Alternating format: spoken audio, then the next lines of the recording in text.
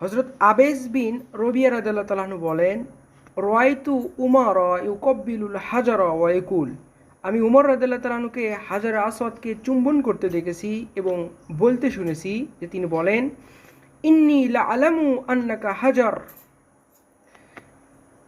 I strongly know that you are mail A stone,